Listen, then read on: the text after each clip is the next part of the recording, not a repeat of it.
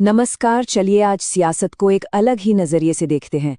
चुनाव सिर्फ नारों और रैलियों का खेल नहीं होता, इसके पीछे एक गहरा विज्ञान काम करता है। आप इसे शासन के लिए डेटा इंजीनियरिंग भी कह सकते हैं। आज हम एक विधानसभा क्षेत्र सोनावाड़ी का पूरा ब्लूप्रिंट समझेंगे, ये देखने के लिए कि जमीन पर किसी पार्टी की वापसी की रणनीति आखिर बनती कैसे है। आइए इसे गहराई से समझते हैं। ये है सोनावाड़ी, जम्मू एंड कश्मीर में।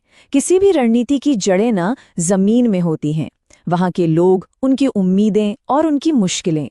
तो ये सोनावाड़ी हमारी केस स्टडी है, जिसके जरिए हम चुनावी रणनीति की एक एक परत खोलेंगे और देखेंगे कि कैसे डेटा और जमीनी हकीकत का संगम होता है। तो किसी भी सफर की एक शुरुआत होती है। 2024 के चुनाव में इस पार्टी का सफर यहां से शुरू हुआ। महज 1.2% वोट शेयर। ये एक बहुत ही मुश्किल शुरुआती पॉइंट है। सियासी मैदान में इसे लगभग शून्य ही कहेंगे। और हार का अंतर कितना था? 13,744 वोट। ये सिर्फ एक नंबर नहीं है, ये उस खाई की गहराई है जिसे पाटना है। सोचिए, हर एक वोट एक इंसान है, एक परिवार, एक उम्मीद जो उस वक्त पूरी नहीं हो सकी। तो फिर जीत की मंजिल कहाँ है? लगभग 40% वोट शेयर पर। जरा सोचिए, 1% से 40% तक का सफर, ये किसी ऊंचे पहाड़ पर चढ़ने जैसा है। तो सवाल ये उठता है कि क्या यह चढ़ाई सिर्फ हौसले से पूरी होगी?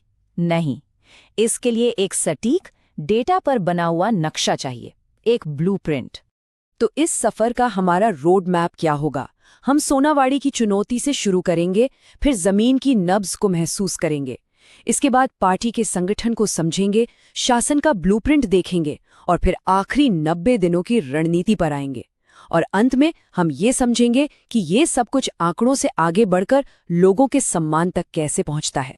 तो पहला पड़ाव, सोनावाड़ी की चुनौती। मतलब पहले ये तो समझ लें कि पहाड़ कितना ऊंचा और मुश्किल है। शुरुआती नंबर साफ साफ बता रहे हैं कि ये कोई मामूली चुनावी लड़ाई नहीं, बल्कि एक असाधारण मिशन है। चलिए अब सीधे जमीन की हकीकत में उतरते हैं। हमारा दूसरा खंड, जमीन की नब्ज। किसी भी इलाके में काम करने से पहले उसकी मिट्टी, उसकी हवा, उसके इतिहास और सबसे जरूरी उसके लोगों के दिलों की धड़कन को समझना बेहद जरूरी है। सोनावाड़ी की आबादी का गणित देखिए, करीब 97% मुस्लिम। ये बस एक आंकड़ा नहीं है, ये रणनीति का सबसे बड़ा सच है। इसका सीधा मतलब है कि कोई भी रणनीति जो यहाँ के अलग अलग समुदायों जैसे कश्मीरी भाषी और गुज्जर बकरवाल की ज़रूरतों और भावनाओं को नहीं समझती, वो शुरू होने से पहले ही दम तोड़ देगी। इतिहास में ना पैटर्न छिपे होते हैं। यहाँ दशकों तक नेशनल कॉन्फ्रेंस का दबदबा रहा है, लेकिन 1996 का वो करीबी मुकाबला एक दिलचस्प कहानी बताता है कि जब सत्ताधारी पार्टी कमजोर पड़ती है तो बदलाव की एक खिड़की खुलती है। 2024 का 1.2% वोट शेयर दिखाता है कि इस पार्टी के लिए ये जमीन नहीं है, लेकिन इतिहास ये भी सिखाता है कि कोई भी किला हमेशा के लिए अभेद्य नहीं होता। और लोगों की असल चिंताएं क्या हैं? पीने के पानी की किल्लत, टूटी फूटी सड़कें, स्वास्थ्य सुविधाओं की कमी और सबसे बढ़कर नौजवानों के लिए रोजगार का न होना। ये सिर्फ चुनावी मुद्दे नहीं हैं, ये वो तकलीफें हैं जिनके साथ लोग हर रोज जीते हैं। और यही हमें संवैधानिक मूल्यों को याद रखना चाहिए, जो हर नागरिक को सम्मान के साथ जीने का हक देते हैं। जब बुनियादी जरूरतें पूरी नहीं होती, तो ये सिर्फ असुविधा नहीं, बल्कि उस सम्मान पर चोट होती है। जमीन को समझ लिया, अब वक्त है आईना देखने का। हमारा तीसरा खंड, एक पार्टी का विश्लेषण। ये समझना कि इस मैदान में उतरने वाली टीम की अपनी ताकत और कमजोरियां क्या-क्या हैं। सियासत में खुद को समझना सबसे जरूरी होता है। ताकत, कमजोरी, मौके और खतरे। ताकत क्या है? राष्ट्रीय ब्रांड और संसाधन। लेकिन सबसे बड़ी कमजोरी, घाटी में जमीनी पकड़ का ना होना। मौका है मौजूदा सरकार के खिलाफ लोगों की नाराजगी, पर खतरा है ध्रुवीकरण और विपक्ष की एकता का। एक कामयाब रणनीति इन्हीं चार खानों के बीच सही संतुलन बनाने का नाम है। और अब बात करते हैं सबसे अहम चेहरे की, उम्मीदवार की। सोचिए, लोग एक मैनेजर को वोट देंगे या एक लीडर को। अभी का उम्मीदवार शायद एक संगठन का वफादार हो सकता है, लेकिन सुनावाड़ी को एक जनता के चैंपियन की जरूरत है, एक ऐसा चेहरा जो पार्टी की लाइन रटने से ज्यादा लोगों की समस्याओं के हल पर ध्यान दे। ये सिर्फ छवि बदलने की बात नहीं है, ये भरोसा बनाने की पहली और सबसे जरूरी सीढ़ी है। तो इन सभी चुनौतियों और मौकों को देखते हुए पार्टी अपना रास्ता कैसे बनाएगी? अब हम आते हैं चौथे और सबसे अहम खंड पे, शासन का ब्लूप्रिंट। ये सिर्फ बातों का नहीं बल्कि ठोस एक्शन का प्लान है। इस रणनीति को 4 पैमानों पर तौला गया है। पहला, चुनावी ताकत, बहुत कम।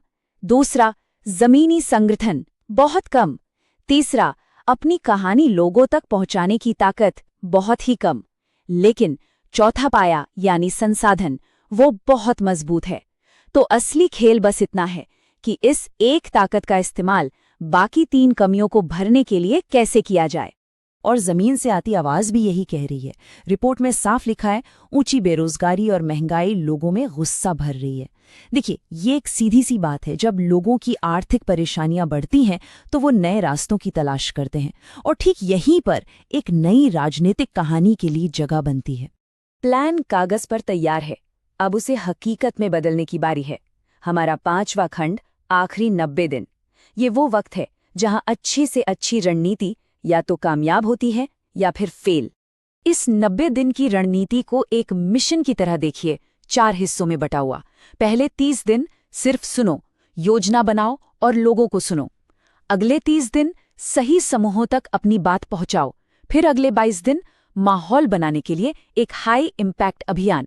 और आखिरी हफ्ते में सिर्फ एक काम, मतदाताओं को पोलिंग बूथ तक लेकर आना। हर कदम अगले कदम की नींव है। और अब हम अपने विश्लेषण के सबसे जरूरी हिस्से पर आते हैं, जो इन सारे आंकड़ों और गुणा भाग को एक मकसद देता है। हमारा छठा और आखिरी खंड, आंकड़ों से सम्मान तक।